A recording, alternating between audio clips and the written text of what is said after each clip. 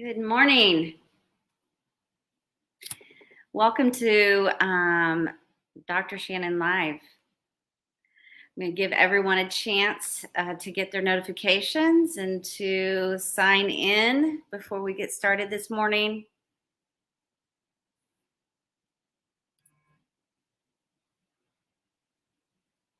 Oh, saw the LinkedIn notifications go out just now. Thank you guys for hopping on. So, hi, I'm Dr. Shanon Roberts. I go live every week to give you some kind of relationship tip. Worked 30 years in the industry of marriage and family therapy. I'm a licensed mental health counselor, specifically working with couples. And so I also have a podcast, Love Leading with Dr. Shanon, you might want to check out as well. Have a book coming up, Naked and Exposed. Learning to love well using the Intimacy for Life method in your marriage. So many different things coming up that I'm so excited to give out and have resources for couples that really do truly want to love well. Free Facebook group. I think that notification just went out as well.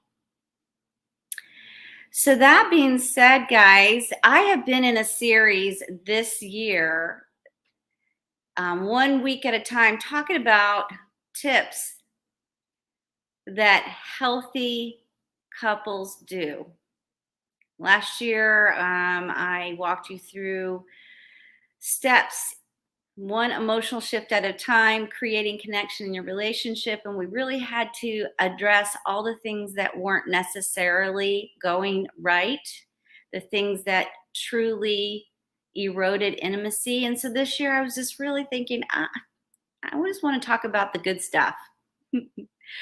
So every week we've been talking about what are the attributes of healthy couples. I did not grow up in a home where necessarily a lot of those were role modeled for me. I grew up in a broken home, which is pretty much the norm these days. So why is this healthy, intimate way of living, loving in a marriage so elusive? Because we just don't know sometimes what it is. So today, I want to talk to you about what I know to be true. Healthy couples seek help. I know it seems counterintuitive. Why, if you're healthy, would you seek help? I know, right? So I'm going to give you 2 examples, and then I'm going to talk about why prevention is healthy. It's high intelligence. But I had 2 couples recently. One called me a few months back, and they were a young couple. They had a heads up warning that there was an impending grief and loss circumstance that's going to happen in their family relationship. And they decided that, we're young. We don't know what this is going to look like for either one of us individually. We've never embarked on anything like this before. And we're also young in our marriage. So another layer of we do not know how to walk through this together healthy. And we want to stay healthy. Was that not a tremendous big step for them? I mean, that's the highest level of emotional intelligence, right? That, hey, we don't know what we don't know. So we're going to go and make sure we have the foundation to get what we don't know, right? And so we've been preparing them, walking through with them. And yes, the loss has happened. and they were well rooted and established already relationship wise with me, their support system, their oxygen mask.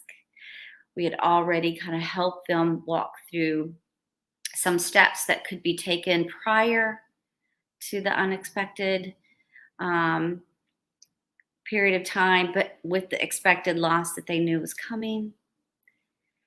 And so, even though it's been difficult and challenging and hard, one last thing that they had to worry about was, who are we going to go talk to? How are we going to get up and running and onboarded? They had already done that. Okay, let me give you another example. Um, so this precious couple called, and they are stretched thin like most young couples are, especially early in their establishment of their family. High kind of volume career, very, very busy. And they have 3 young ones under the age of 4, 4 and under. Now get this, and 1 on the way. So the 4th one coming, 4 and under, 4 and under. And they said, you know what? It's not that our relationship is going badly. It's actually pretty good. I mean, obviously they're not hitting on 100% all cylinders, because let's be honest, what marriage is.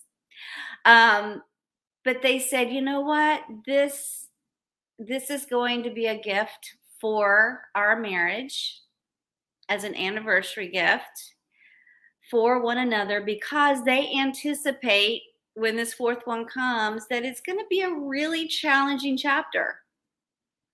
And they just decided they wanted to do some prevention before those stressors come, knowing that maybe even after the birth of this next child, they might not be able to have the kind of time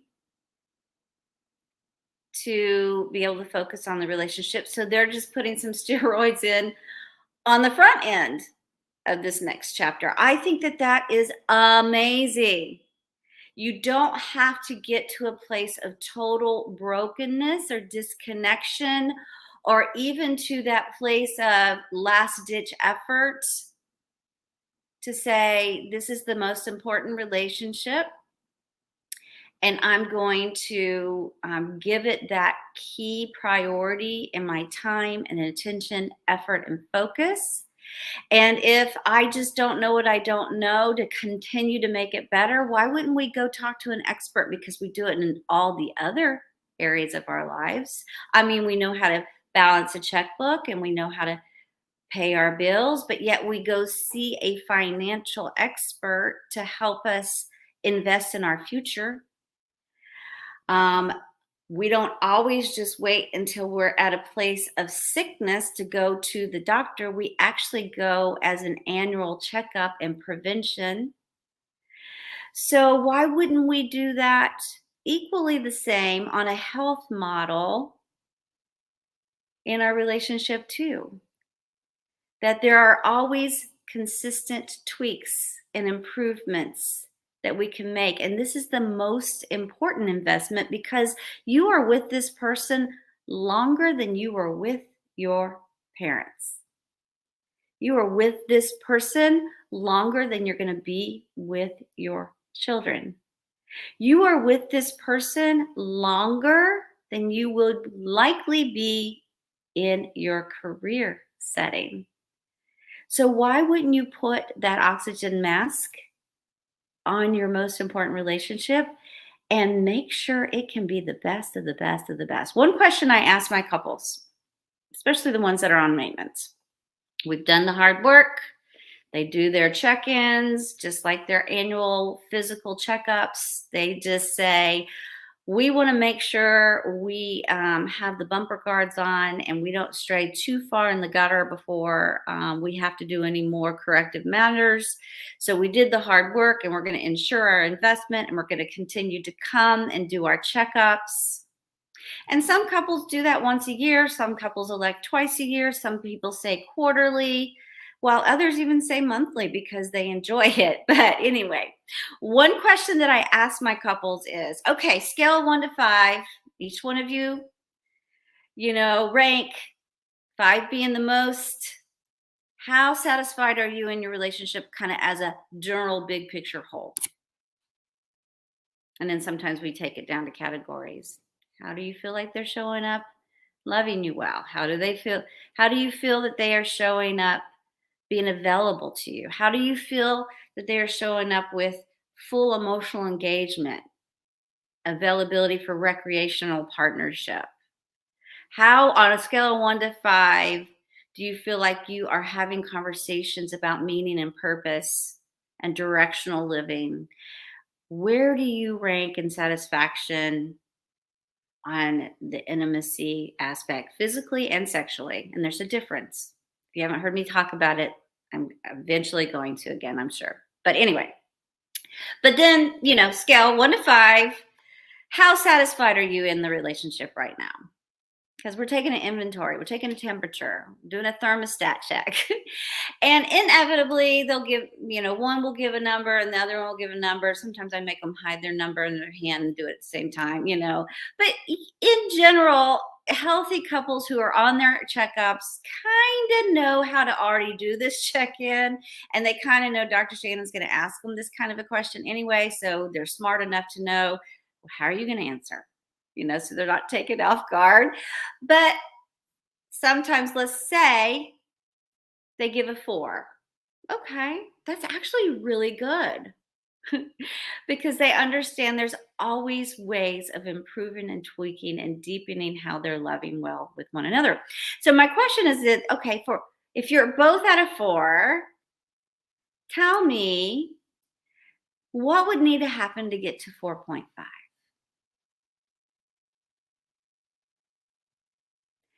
And so then they are honest. And my healthy couples are able to open that up as curious understanding. They don't feel offended or judged. They're excited that they have an invested partner that says, I want to keep showing up along the way to continue giving as much information of what my needs are so that they have the information, learning how to love well because I trust them enough, I believe in them enough that they desire to want to do that for me. And they take vulnerable risks. And then the other one is able to hear and understand, and they lean in. And this is what healthy couples do. Because if they're honest, we're all in a state of growth. We learn new things every day. Oh my gosh, I am kind of a self growth guru. I love podcasts.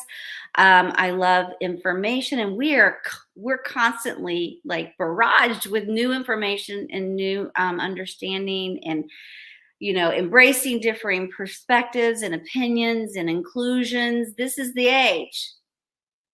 So why would you think you know everything about your partner and everything about how to continue to learn how to love well? Please don't stagnate yourself in these areas. Healthy couples say, we want to get help from the experts that know and thrive in giving resources in this area. Let me tell you, when I was doing my PhD research, and one of the areas I did research in is just the uniqueness of Christian couples, that they really kind of have a different way. And I'm going to do a longer, podcast and a longer live show about those unique cultural differences with faith-based couples, especially Christian faith-based couples versus maybe secular couples. But one thing that I garnered that is pertinent to the discussion today is that faith-based Christian couples are less likely, you heard me, less likely to reach out to professional marital therapy. They regard it as an admission of failure, and they carry a lot of guilt and shame out of needing to get help. And that is just a myth. No more does walking a faith road and faith practice and a faith discipline prepare you to know how to love well intimately than if you don't. It is not intuitive a lot of times, especially with family of origin. And even though maybe scripturally we are taught what that 1 Corinthians 13 chapter says, love is patient, love is kind. Sometimes in marriages, love doesn't show up patient and kind. And so we got to understand that. And so sometimes actually doing and honoring our walk in faith to the Lord is saying, let's go to that Christian marriage expert that will teach us how to do this honorably for one another, for our family, to honor our values, and to honor our faith. So healthy couples get help. Healthy Christian couples seek help with very expertised Christian therapists that understand the nuances of Christian marriage and Christian relationship. All right, guys, that's your tip for the day. I would love to hear from you. If you're on the prevention end or the remediation end, I'm here for you. I love working with couples that show up and say, we want to learn how to love well. I offer a free 30-minute consultation to anybody. If you want to sign up for that, you'll find that 30-minute free consultation on my website, ShannonRobertsCounseling.com. That's Shanon with one N, SHANON, RobertsCounseling.com. I'm going to drop it in the chat right now. It's been an honor being with you today. Join me next week as we talk about the next tip of what healthy couples do. There's my website. All right, guys, we'll see you next week. Bye-bye.